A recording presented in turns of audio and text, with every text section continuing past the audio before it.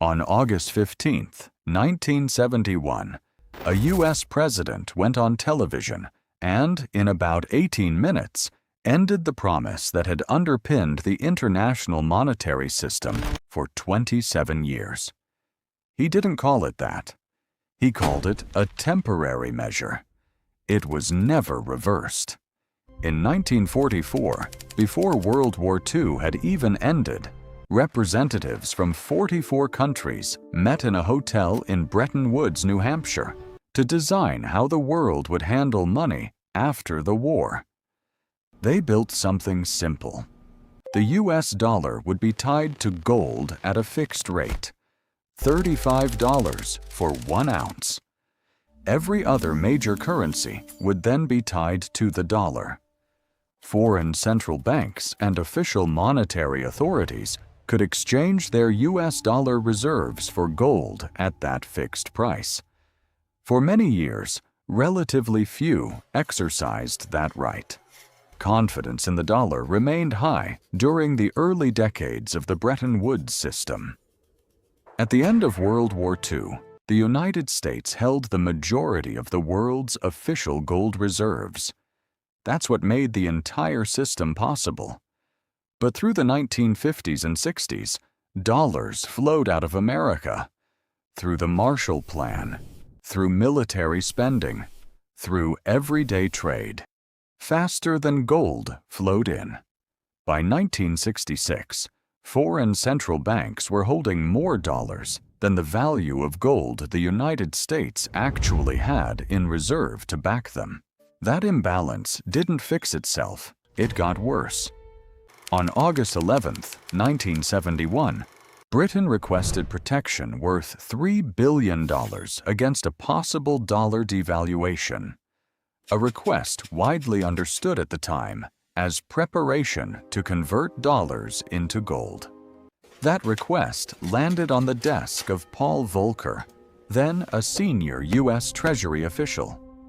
He later described that moment as the point where it became clear the arrangement could not continue.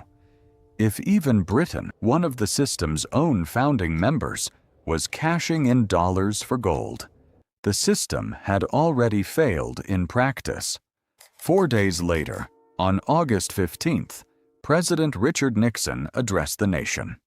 Alongside a freeze on wages and prices, he announced that the United States would no longer convert dollars into gold for anyone at any price. He framed it as temporary.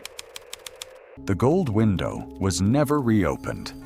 In that moment, the international monetary system was no longer anchored to gold.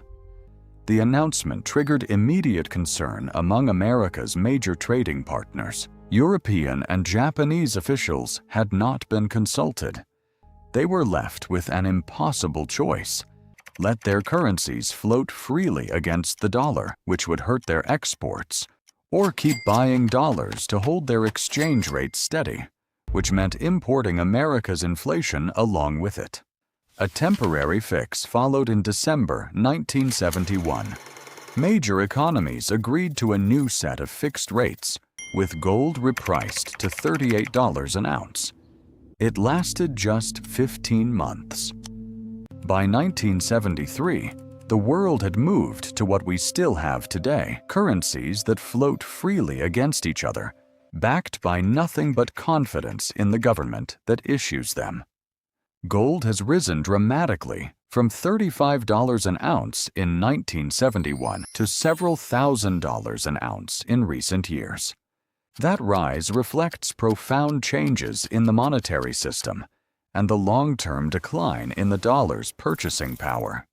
Many of the questions explored in this series: why central banks buy gold, why the petrodollar system existed at all, why oil states worry about currency risk, trace back here to 18 minutes of television in August 1971.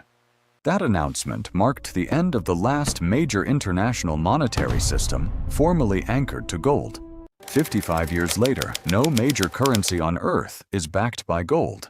Every dollar, every euro, And every yen derives its value from confidence in the institutions, laws, and economies that issue it, not from a fixed quantity of gold. That system of trust has held for over 5 decades. Whether it holds for another 50 is a question this series keeps circling back to. It started here,